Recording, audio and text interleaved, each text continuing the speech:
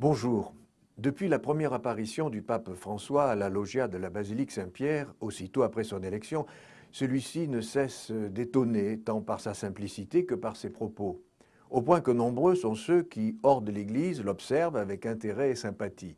Certes, dès les premières heures, les vautours de service ne se sont pas fait attendre pour essayer de trouver dans son passé ce qui pourrait le déstabiliser, éternir son image, mais sans succès. De leur côté, les bini-oui-oui le canonisaient avant l'heure. Nombreux sont ceux qui restent à l'affût pour saisir, dès qu'elle se présentera, une erreur de communication. Et c'est pourquoi, à quelques heures du retour du pape Benoît XVI au Vatican, j'ai décidé de les aider en pointant moi-même ce que je considère comme une erreur de communication, non pas du pape François, mais de ceux qui l'entourent, et notamment ceux responsables de la communication. Que le pape François téléphone à Benoît XVI dans les heures qui ont suivi son élection, rien de plus normal. Qu'il décide de ne pas tarder à aller lui rendre visite à Castel Gandolfo, là encore, rien de plus normal, le respect, la fraternité sacerdotale, que sais-je encore l'imposer. Mais me direz-vous, où est l'erreur de communication?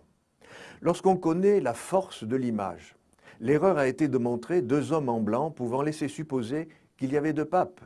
La solution aurait été soit de ne rien montrer de leur rencontre, soit pour Benoît XVI de revêtir une soutane noire. Grâce à Dieu, l'époque où l'Église avait jusqu'à 3 papes est révolue depuis bien longtemps, même s'il reste quelques belles traces architecturales, au moins en Avignon. Certains objecteront, ce n'est pas une question de communication. Mais lorsqu'on monte des images, on communique, que je sache.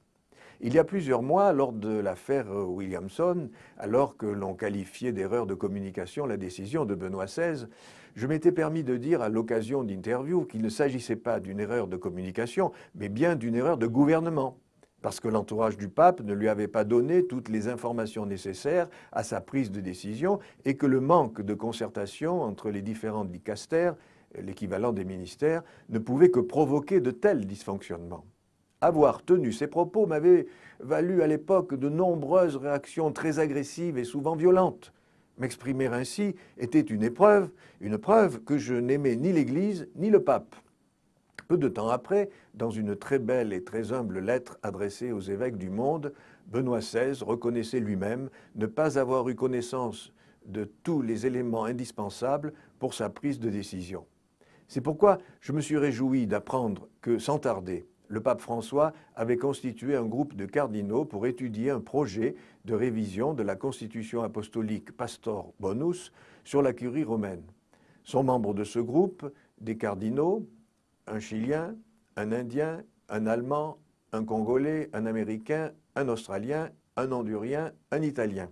Et c'est le cardinal du Honduras, Oscar Andrés Rodríguez Maradiaga, connu pour sa liberté de parole et son côté atypique, qui assurera la coordination de ce groupe de travail.